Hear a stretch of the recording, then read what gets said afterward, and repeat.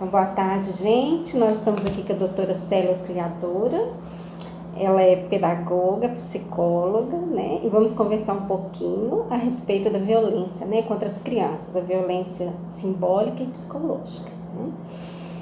Doutora Célia, um estudo da Unicef, que é o Fundo das Nações Unidas para a Infância, sugere que 64% dos abusos contra crianças até 6 anos sejam cometidos dentro da família. Para a senhora, quais os fatores que desencadeiam esse grave desequilíbrio no núcleo familiar? Olha, primeiro, bom, olá para todo mundo que está me escutando, não é? Que bom que o meu trabalho está servindo para que vocês reflitam, para que os educadores possam ampliar seus conhecimentos, fazer reflexão, para que a educação seja cada vez melhor, não é? Isso é uma alegria muito grande para mim, né? Mas quando você diz abusos contra crianças, nós temos diferentes abusos, né? Abusos sexuais, abusos de liberdade, abusos de violência física mesmo, né? Sugestão, beliscão, violência psicológica, de colocar para a criança pejas, assim, as palavras que degrinem, né? Denigrem a criança, né? São todas violências. Bom, se você olhar na família, a família é o primeiro núcleo. Ninguém nasce, pula, a família vai para lá. Mesmo que a criança nasça e por algum motivo ela é abandonada e vai para uma instituição, na instituição, ela automaticamente, porque é próprio do ser humano, ela se apega a alguém como se fosse um pai ou uma mãe. Entendeu?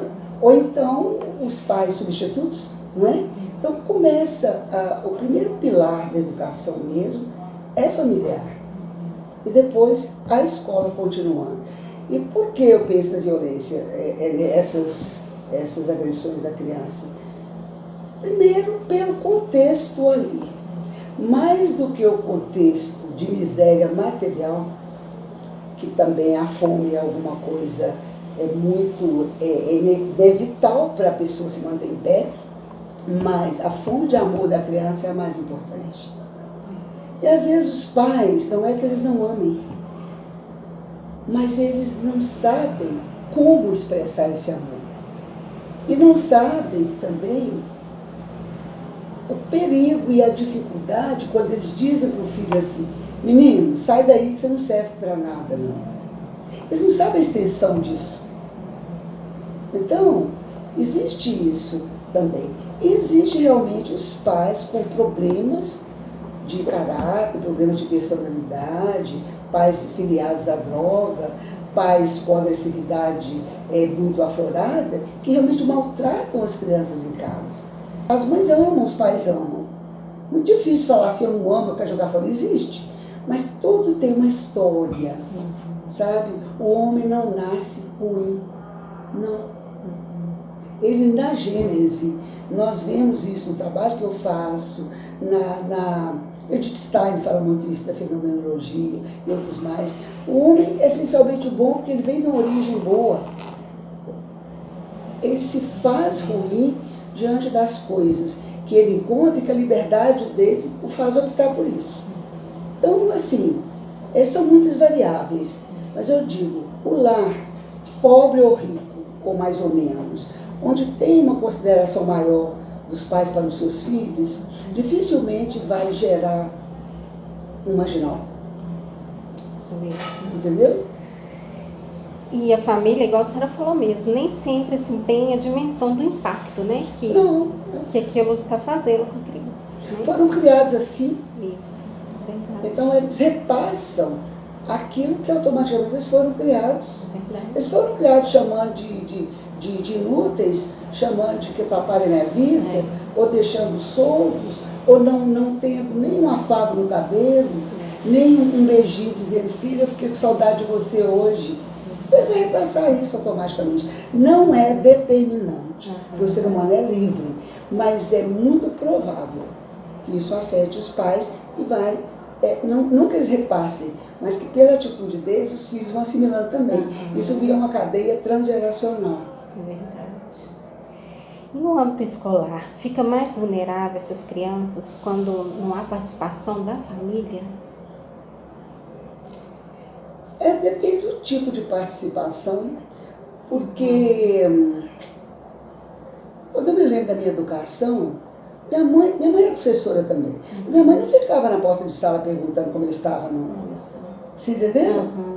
Mas eu acho que a questão é aquilo que o professor leva dele, igual o pai leva dele para a vida da família, e a mãe também, o professor leva dele para a sala de aula, para a escola. Não estou dizendo que a mãe não seja, o pai não sejam necessários. Mas veja hoje, qual é a mãe que consegue ir para a escola, ser chamada para a escola? Se ela for 2, 3 vezes, ela é mandada embora, possivelmente. O pai, com muito mais risco. Às vezes a escola não tem disponibilidade para fazer contatos à noite, reuniões à noite. O sábado é o dia que, a parte da tarde, a mãe tem para lavar roupa, para passar, para fazer isso, para fazer aquilo. Então não há isso, é uma correria sem fim. Então eu fico pensando assim, é muito importante a participação da família. Mas se o professor estiver preparado, a criança vai para frente. É verdade. Você entendeu? Quando eu digo professor, estou dizendo o staff educacional da escola.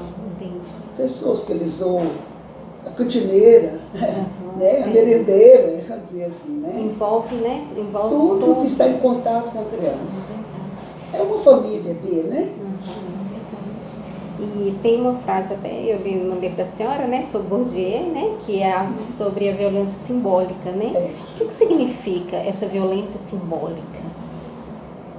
Eu vou te dar um exemplo primeiro desse meu livro aqui, que foi lançado ontem, que é sobre a minha tese de doutorado. Eu fui para a escola dessa vez olhar os professores, porque esse primeiro livro que vocês estão trabalhando, eu fui para lá e olhei todo mundo. Aluno, esse aqui, né? Aluno, professor, merendeira, o guardinha que estava lá fora, a professora de uma determinada disciplina, de outra, um aluno, outro. Olhei. Aqui eu me dediquei a professores. E o que eu descobri? Eu descobri que, eu fiz um apanhado que está aqui no livro, há professores que, cheios de boa vontade, ou até desiludidos, eles trabalham com uma prática que vai contra os propósitos da escola. E outros trabalham com uma prática que vai em direção aos propósitos da escola, a função da escola, basicamente. Então, quando eu digo assim, o professor, a violência simbólica, está muito dentro disso. O que eu encontrei? Um exemplo bem prático da violência simbólica. O professor disse assim, olha, se o aluno não quer estudar, eu chego perto dele e diz assim, pode ir lá, botar o fone no ouvido, vai escutar suas músicas no fundo da sala, desde que você não atrapalhe a minha aula. Por que isso é uma violência simbólica? Porque qual é a função social da escola? Para que ela existe? Incluída a educação, não tem uma instrução? O que esse menino vai aprender lá? Aliás, ele vai aprender que ele pode fazer o que ele quiser e que a escola não tem importância para ele. Mas isso é uma violência contra ele. É uma violência do professor. É uma violência simbólica. Ela não é explícita, ela passa, né, por baixo, vamos dizer, por baixo da visível, mas lá no futuro isso vai fazer com efeito dominó na vida dessa pessoa. Tanto em valores, quanto em habilidades, quanto em material, de conhecimentos para poder trabalhar e ter uma vida digna.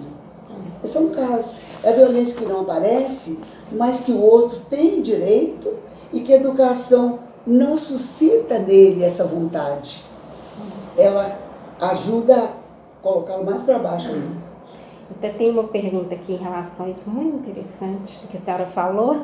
Então, estudar a saúde mental dos profissionais da educação, das crianças e adolescentes, seria um caminho também que a gente pode trilhar? Minha filha, qualquer lugar que tem gente, as pessoas têm que ter saúde mental.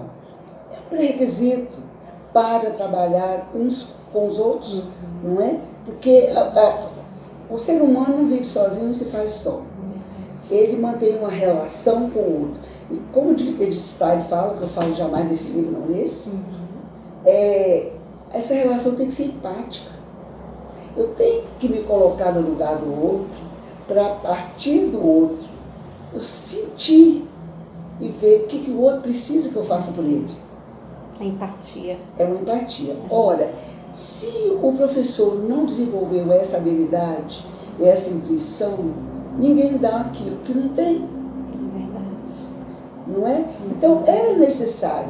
Aí você pode me perguntar assim mais sério, mas você acha que todo educador tem que fazer uma terapia? Eu te pergunto, por que não?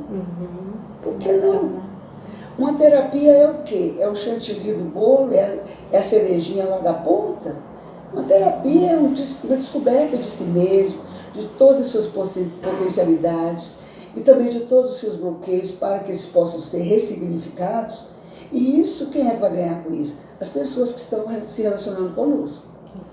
Agora, se isso não é possível na escola, e esse livro fala da demanda que eles têm de assistente social na escola, de psicólogo na escola, porque ainda que o educador não faça individualmente sua própria busca psicoterápica, mas pode ser desenvolvido dinâmicas de relacionamento dentro da escola para que os educadores descubram qual é a importância que eles têm. Se não tem uma pergunta aí na frente, eu gostaria de falar sobre a Edith Stein. Não sei se tem. Não. A Edith Stein é uma pedagoga, filósofa, morreu na câmara de gás, né? Ela era judia, depois se converteu ao catolicismo. Ela foi discípula de Husserl, da fenomenologia, e ela é essencialmente pedagoga. O que ela dizia? Olha, o ser humano, a primeira dimensão do ser humano, a essência dele é transcendente. Ela não aparece, ela não vem só na formação do corpo, ela é anterior à formação do corpo, na dimensão que ela chama de dimensão da espiritualidade. Então o ser humano tem um eu básico, um eu pessoal, na dimensão espiritual, que se junta a um eu físico, e nesse meio existe a dimensão que ela chama da alma, que tem um pé no corpo e um pé no espírito, que é o psicológico. Por isso que diz que o psicólogo é o médico da alma, porque ele transita também entre o espiritual e do corpo, com as demandas do corpo físico, com a demanda do vivido, com a necessidade de amor, de afeto. Então, na verdade, ela diz o seguinte: quando o ser humano nasce, ele nasce com essas potencialidades todas, na perfeição do eu livre, mas ele precisa ser tutelado pelos educadores, pais, escola, até que ele consiga desdobrar-se nas suas potencialidades e consiga um autoconhecimento que a partir daí ele deslancha na comunidade, sozinho, mas até então ele precisa de peraí, calma, aqui não, volta, continua caminhando, para ele não se perder e não deixar de desdobrar as suas potencialidades em modos de vida, em atitudes, em crenças, em valores, não é? Então é muito importante isso, que o ser humano, ele precisa disso. Então a educação, não tem como uma pessoa ser formada sem processo educativo. E as crianças, elas querem o encontro, né? Elas querem conviver. Claro. Né? Criança, basicamente, é o amor. Criança, quando ela pisa no mundo. Eu sou professora, eu gosto muito de falar assim, sabe? Com base nesses exemplos. A criança chega no mundo físico, ela quer encontrar o amor, porque ela vem de um amor maior, de uma dimensão transcendente. Ela quer encontrar e ela começa a pisar. Imagina que o tapete da vida é o caminho da existência. Ora, se esse tapete começa a balançar para lá e para cá, como é que fica o caminhar dessa criança? Desestabilizado. Não fica firme. E se o tapete é bom, ela vai firme. E o tapete é o amor dos pais, é o amor do contexto familiar e é o amor do contexto escolar. Até ela se ver adulta, não é isso? E as políticas públicas também, elas deveriam olhar a criança e adolescente como sujeitos, né, da sua própria história, né? Sim.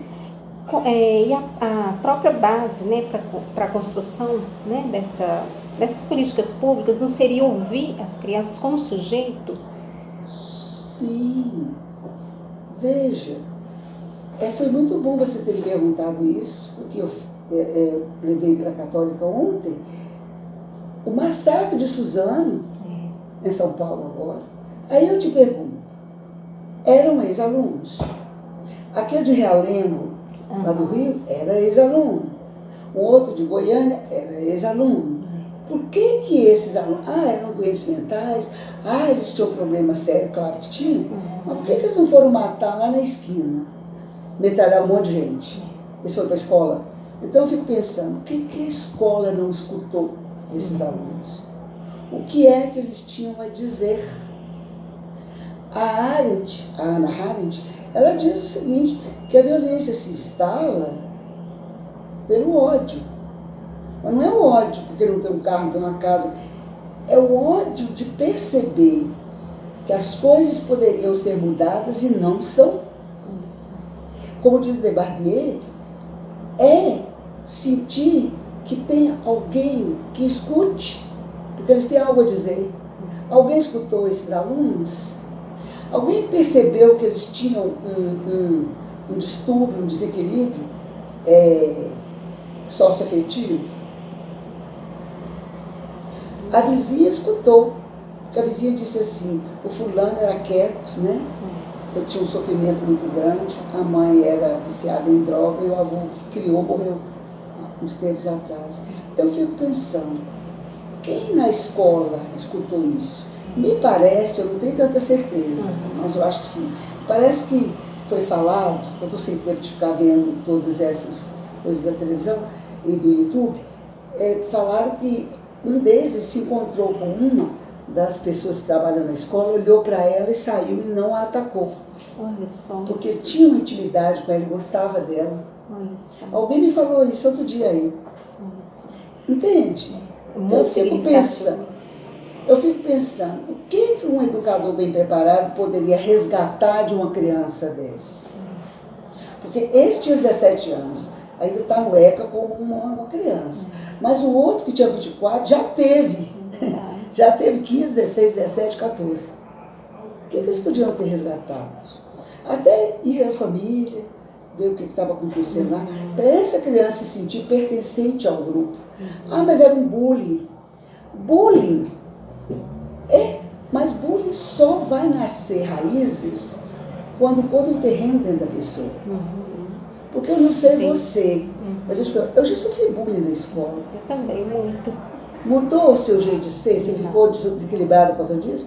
Tampouco eu. Não estou justificando o bullying. Claro. Mas eu estou dizendo tanto que hoje já existe dentro um terreno preparado para isso, que nem a família e a escola não conseguem. A família, vou fazer uma parte, ela já está entregando para a escola muita coisa que é dela. Menino vai para a escola com 4 meses de nascido. Então é isso. Então, isso me calou profundamente. O que eles tinham a dizer que a escola não ouvia? É uma pergunta para a gente parar, refletir. Exato. Né? Não é porque a mãe é drogada, tudo bem, também entra. Não é porque o avô morreu, também entra. Mas por que isso que eles foram para a escola? Verdade. Não é? A senhora acha que uma educação básica de qualidade, então, podia evitar, né, diversas formas de violência? Aquela básica mesmo que mexe ali com... Sabe por quê, Isabela, que podia? Nesse meu livro aqui, aquelas situações que também acabam, se não empurram para a violência propositalmente, que vem dos professores, porque dos alunos a gente sabe ver um monte. Eles batem, aqui mesmo fala um tijolo, que quase que arrebentou a cabeça da professora e tudo mais. Mas eu digo assim, na verdade, quando a gente olha para os professores e o professor diz assim, eu não estou aqui para educar ninguém, quem educa é a família, eu estou aqui para instruir, para repassar conhecimentos. Está aqui no livro. Então, é isso que um professor, esse conceito que ele tem de escola, A escola está para instruir ou está para educar e que inclui a instrução? Como é que fica isso? O aluno vem ele todo. Ele não vem separado. Aqui é a instrução, aqui é a educação. Não, ele vem em conjunto. Ele vem integrado. A escola só quer saber do lado da instrução. E a escola é uma excelente oportunidade para estar com o aluno, para, né, desenvolver com ele valores humanísticos, né, universais, para fazer acreditar nele mesmo e nos outros. E um professor faz a diferença na vida de um aluno, né? Faz. Agora, o professor não vai para a escola só pensando que a escola é lugar de instruir, que não tem nada a ver com educação. Como é que foi a formação desse professor? Formação profissional. Agora eu vou mais longe. Que história esse professor tem na vida familiar? Então, eu acho assim, se uma terapia chantilly de bolo, mas uma formação boa, em que se inclui também o autoconhecimento, para que ele tenha um norte, saiba quem que é o homem, quem é o homem, para ele saber qual é a corresponsabilidade que ele tem nesses destinos do homem no sentido de vida, a escola poderia fazer isso, né? Uma boa formação, num trabalho também constante de educação continuada, de assistência psicológica para professores e alunos e família. Então, acho que as coisas poderiam melhorar, porque a gente fala assim, mas e a sociedade? Mas de quem é formada a sociedade? Não somos todos nós? Se a gente começar a mover pequenos grãos, a gente consegue fazer uma praia grande. É verdade. É só não desistir. É verdade. Igual Não a é Maria isso, Teresa Isabela? de Calcutá fala, né? Que eles falam, o que a senhora está fazendo? Não é nem uma gotinha, né? Uma gotinha no oceano. Aí ela Mas fala. desequilíbrio a areia. A areia se Né? incomoda ali para aceitar Isso. essa mudança. É verdade. Não é? Eu digo o seguinte, hoje em dia, parece absurdo até falar isso, mas a escola está tomando a frente da família. Está tomando não, ela está sendo imposta para ela, à frente da família. Haja vista, quando chega nas férias de julho e janeiro, quem que a televisão fala? As famílias estão sem saber o que fazer com seus filhos, porque tem que estudar, e o filho virou um problema. É verdade. Não virou? É verdade. Filho virou um problema. O que eu faço com meu filho? Quando eu retorno às aulas, eu mesmo escutei isso. Nossa, mas que férias demorada. Você viu?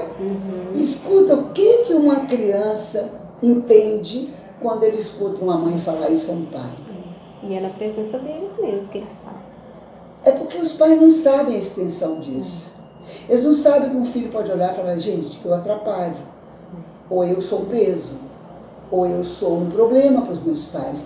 E introjetar um desamor, uma não aceitação. Que isso vai se refletir na vida. Pode se refletir. Porque aí é intermediado pela liberdade de cada um, mas pode se refletir. É verdade. Se põe no lugar, você gostaria? Nossa, nunca. Essa mãe chegar e falar, graças a Deus que a escola começou. Porque... É isso. Doutora Célia, agora para finalizar, né? A senhora nos deixaria assim, uma orientação de como trabalhar com essas crianças, né? Já que a gente está estudando, nós lá na UENG, né? Para a gente ser profissionais, para trabalharmos a base mesmo. Quer dizer, são crianças que vão chegar, né, puras, né? E a gente precisa ser filtro para elas, né? Então, assim, como uma orientação, um conselho, uma palavra assim, que a senhora nos aconselharia mesmo? Ele me chamou a atenção de falar assim, elas vão chegar puras. Elas não vão chegar puras. Elas já chegam com as impressões da família. Desde o útero materno. Elas já chegam. Entendeu? O que a gente tem que ver é a cada vez se colocar no lugar da criança. Se eu fosse essa criança, como é que eu gostaria que fosse? É a relação empática da Edith Stein. Se eu fosse essa criança, da DEITIP, né? Da terapia, da abordagem inconsciente, que eu exerço aqui, e olhar essa criança com amor, amor, amor e amor. Mas amar no sentido de que, por amor, eu tenho que, junto com ela, descobrir os limites. eu falava sempre isso na FUMEC, vou repetir para você. Vamos supor que o amor seja um calor. O mesmo calor que derrete a manteiga endurece a gema do ovo. É o mesmo. Olha só. Então vai depender das situações. Porque amar muito não significa deixar fazer o que quer. Entendeu? Mas amar muito é sentir que eu tenho que arrumar palavras, contatos físicos, que as pessoas de hoje só querem criar cachorros, ou então saber falar no celular. Contato físico está sumindo, né? Sabe, um pegar no ombro, um passar a mão no cabelo assim, um dizer, nossa, está linda hoje, mas colocar a mão no limite quando precisa, pensando que o mundo é de convivência. Então eu tenho que saber até onde vai meu muro, eu tenho que pedir licença para abrir o portão do outro, e não soltar o muro dele. Né? Então eu acho que amor, amor, amor é uma boa formação e educação continuada. Leia, como vocês estão fazendo?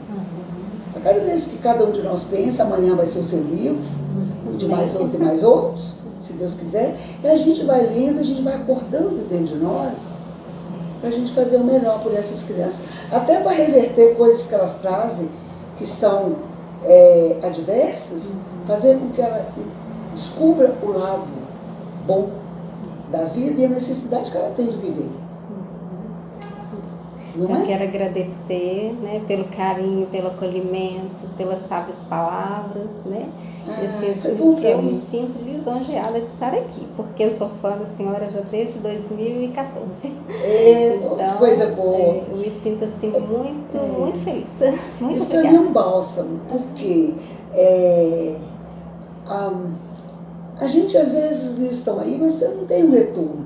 Quando eu abri na internet outro dia não, uns 3 anos, uns 4 anos atrás ou mais, para olhar um negócio lá, apareceu meu nome. De repente apareceu que esse meu livro aqui foi um dos 10 livros indicados para o concurso de professor público em São Paulo. Eu tomei um susto, eu falei, é o meu livro? Fiquei feliz da vida. Depois eu vi em Maringá também e tudo mais. Então eu vejo vocês falando que estão estudando meu livro. Isso para nós é um incentivo. Isso é uma coisa gostosa.